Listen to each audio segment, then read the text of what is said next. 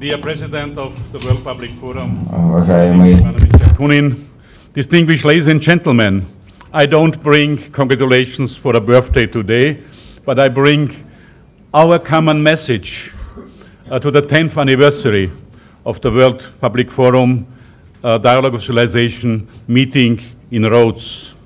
And this should be a message to leaders and people of goodwill throughout the world.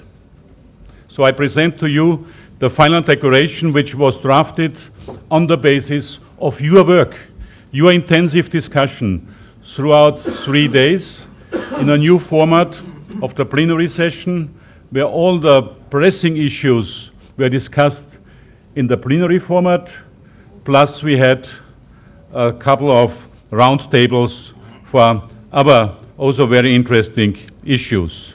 And the work and the discussions of the plenary sessions are reflected in this final declaration.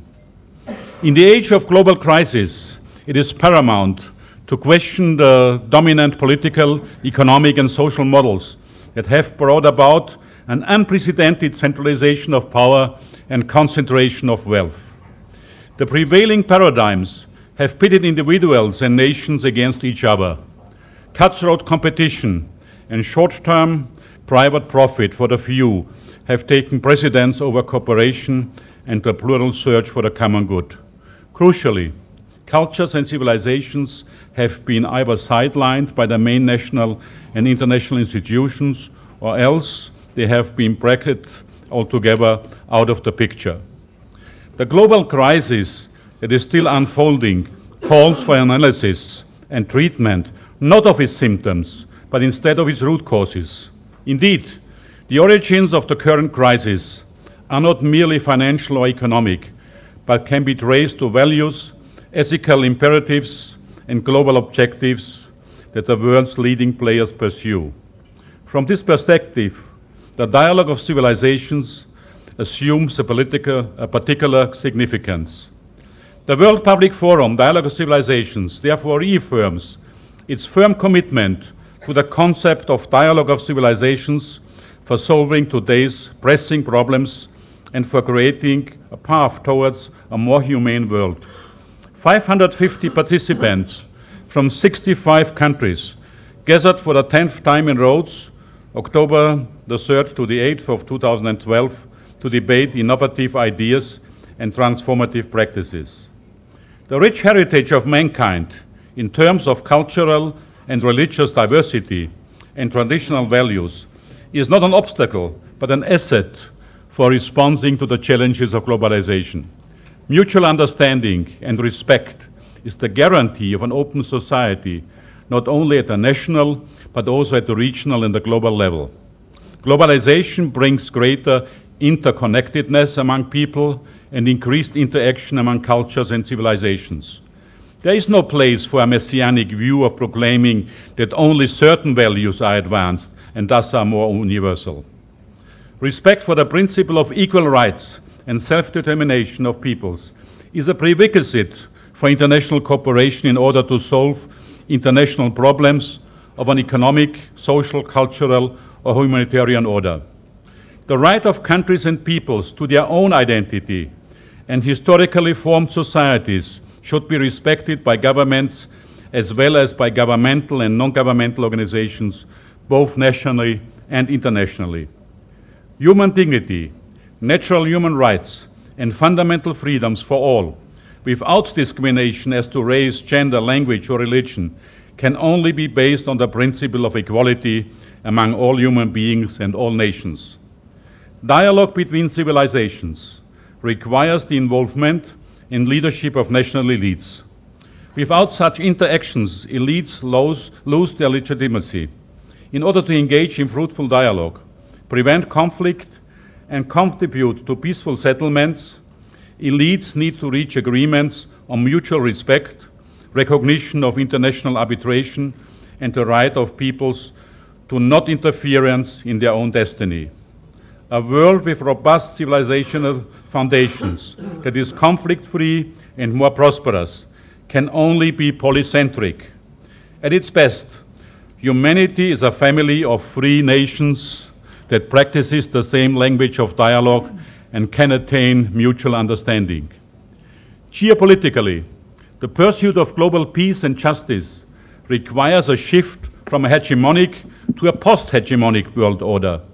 The world needs to move from the old geopolitics based on rivalry between states, the single-minded pursuit of national interest, and the employment of hard military force, to a new geopolitics based on interaction between cultures and civil societies, relying on soft ethical norms and traditional values to achieve global harmony and cooperation. Geoeconomically, the search for shared prosperity and both ecologically and socially sustainable development is incompatible with the current configuration of economic life, which compels nations and individuals to compete with one another for access to private trade and investment. Instead, companies and countries should be encouraged to compete among themselves based on building advantages in efficiency and sustainable capacities to contribute to the common good. In particular, stable and sustainable growth requires a diversified economy and a balance between large corporations, small and medium-sized enterprise, and family businesses. The World Public Forum promotes the alternative of building a variety of solidarity economies, all of which recognize the fundamental purpose of any economy is the provisioning of dignified, meaningful, and productive life for everyone. This framework recognizes the diversity of economic systems and allows societies to draw from each other's material, technological, and cultural resources according to their level of development. An enlarged dialogue among civilizations and cultures is indispensable for agreeing on new global rules and arrangements that promote solidarity economies across the world. Ecologically, the planet faces devastation due to human activities that are linked to the global economic system. A variety of traditions, including indigenous and aboriginal people, as well as world religions, can help attain objectives such as safeguarding the earth based on responsible stewardship. Changes in law, regulations, institutions, and structures are necessary to translate individual ideas into concrete common action.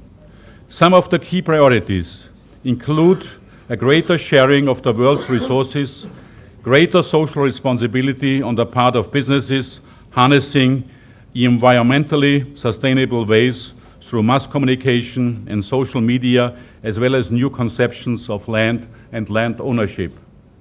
In terms of the family, intercivilizational dialogue can only be fruitful within respect for the natural unchanging values of humanity, the sacredness of human life from conception to natural death, the importance of traditions for development, the holiness of motherhood, the role of fatherhood, the recognition of man as a social creature, and the value of family for the continuity of the generations.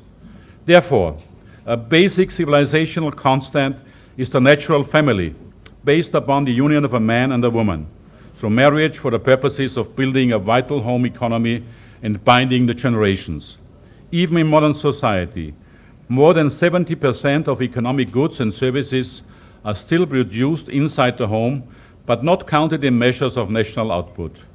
Therefore, strong, stable families with a mother and a father in their home contribute to a healthy global economy, generate social capital, help maintain a culture of peace, and provide a unique opportunity to address all of the major problems, including poverty, violence, education, and healthcare found in contemporary society. The natural family, as recognized by the Universal Declaration of Human Rights, is a sine qua non condition for survival and sustainable development of all nations and civilizations, and the basic and integral condition for demographic well-being. The World Public Forum welcomes the discussion of the Youth Forum, which was held just before the 10th Rhodes Forum. In particular, the World Public Forum supports the roadmap of youth initiatives until 2021 that was agreed by the participants of the Youth Forum. Bearing in mind the importance of education for intercivilizational dialogue, the World Public Forum will create a charter of dialogical learning that combines the principles of mutual understanding with educational practices. Both primary and secondary schools around the world that adopt and implement this charter will receive the status of School of Dialogue, which is certificated by the World Public Forum. This builds on the experience of schools of dialogue initiated by World Public Forum in Russia and other CIS countries and seeks to promote it worldwide. Ladies and gentlemen, with this very practical proposal, which is also a kind of gift to our own birthday, 10th anniversary, should be a gift to the children of the world which will attend the schools of dialogue. With this gift for our 10th anniversary, we conclude our final declaration, which I hope you will adopt by the end of this closing session. Thank you very much.